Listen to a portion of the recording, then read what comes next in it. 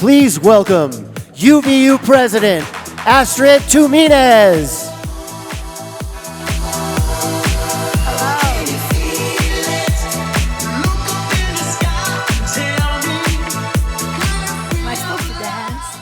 Hello, good morning, and welcome to Silicon Slopes at Utah Valley University. It's great to have you here. I was raised in the slums of the Philippines in a house made of bamboo and thatched grass on stilts in the sea. We had no running water, no electricity, no creature comforts. Last month, for Christmas, my husband and I decided to take our grown children to the slums where I lived so that they can see how Mom grew up. As we walked around retracing my steps as a child, I noticed that my 15-year-old son, Leo, was looking gloomier and gloomier. We stopped at a house of a girl that I used to babysit, and the house was dark, it smelled. Her husband was dressing a chicken on the floor for Christmas dinner. After the visit, we walked out, and I said to Leo, "Hey, what's wrong?" He blurted, "Mom, it's disgusting and depressing."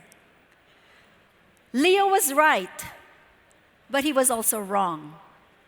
When I think about the slums, I think not only of the disgusting and depressing things, but I think about the many experiences that elevated me as a child. I learned many lessons that I have put to good use in my life, lessons that I think can apply to all of us here today as entrepreneurs, dreamers, and leaders. First, the slums taught me grit. One day you could lose your leg. The zit on your face could turn into a giant, ominous growth. Your mom could be beating you up all the time, as happened with my neighbor here in the middle of the slide. And he survived, and is now a grown man. Sometimes you have no food, as I experienced many times as a child. You tell yourself, today is tough, but tomorrow is gonna be better. Grit means problem solving. I attended an expensive school for free, and the girls in that school wore black leather shoes from the best brand in town called Greg Shoes. The boy in this vintage picture is modeling the shoes.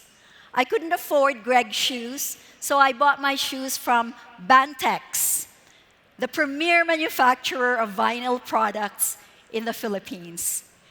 One year, my shoes were so worn, and one of them had a hole at the bottom. And I noticed that lollipop wrappers were waxy and somewhat waterproof. So I crunched a few of those lollipop wrappers, stuffed them in my shoe, and solved my problem for a time. So grit means we can't just throw money at our problems. Grit means we have to be creative in finding solutions. The slums taught me ownership of my opportunities.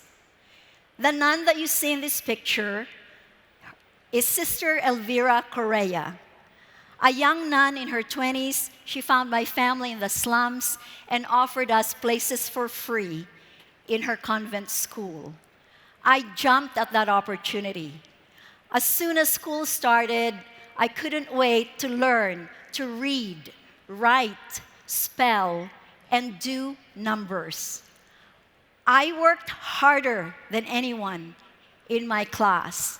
And though we were seated at the beginning, smartest girl, first seat, first row, I was the dumbest girl in the last seat, last row.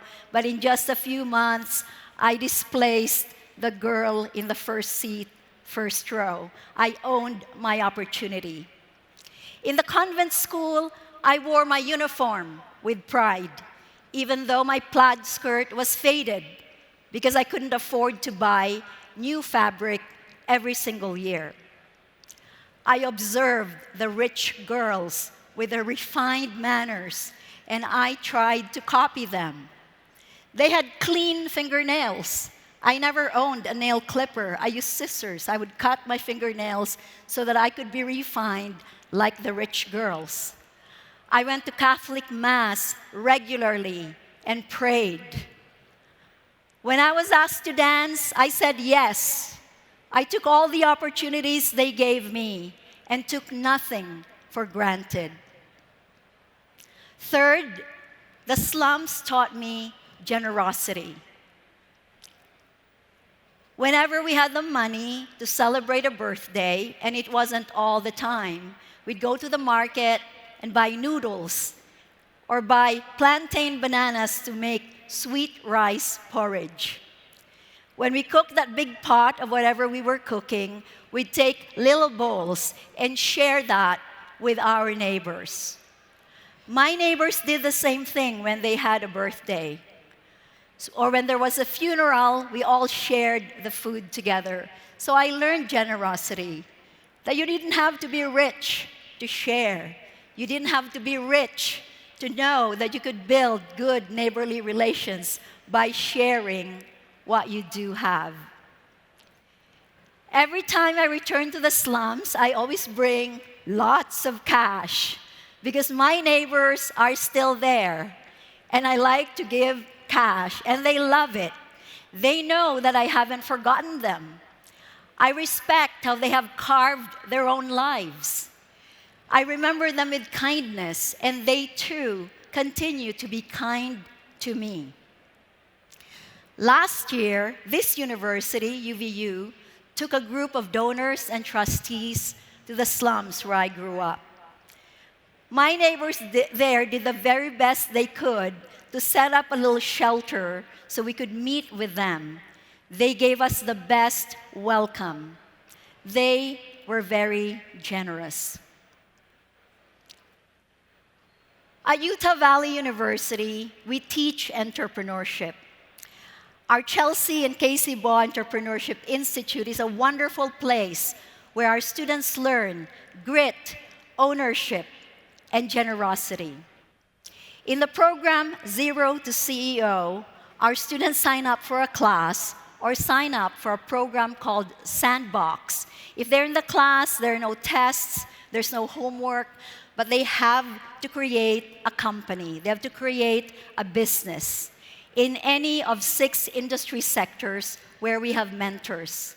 And then they go from zero to revenue generation. In Wolverink, already successful entrepreneurs in the community who still have a million brilliant ideas floating in their heads get to work with our students. They make an angel investment and offer mentorship to our students so that those ideas could be executed to see which of those can become big in real life. In the Wings Society, members of our community get to give back to this university and the students here by listening to pitches in a Shark Tank-like atmosphere where the students already have business that are growing. Again, members of our community get to make an investment, they get to mentor, and they help our students whose businesses are already in the growth phase.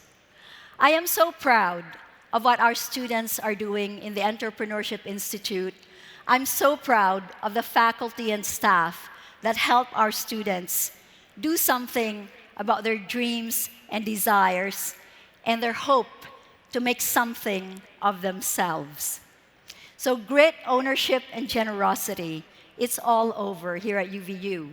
I want to mention for those of you who are new to the university that our enrollment is large. We have scale. We are nearly 47,000 students. And 41% of our students are first generation or first in their families to attempt college. There is no better place for them to learn what they are capable of doing than Utah Valley University.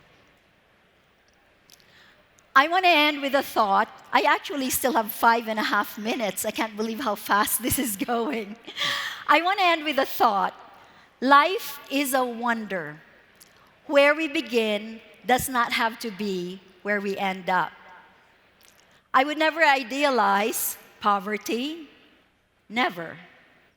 But I am very grateful that I grew up in the slums because there I learned as a child to be gritty, I learned to own my opportunities, and I learned to be generous. I want to say to the leaders who are here today, to the entrepreneurs and the dreamers, these principles apply to you. Stay gritty, own every opportunity that comes your way, and be generous. Be generous with yourself, be generous with your teams, be generous with the people you work with. And I want to say, having listened to Professor George Handley today, be generous with nature. The future truly is in our hands. And I'm grateful that we have things like Silicon Slopes that bring us together. Thank you for being here. Please work with UVU. Please support what we do with 47,000 students. Thank you so much.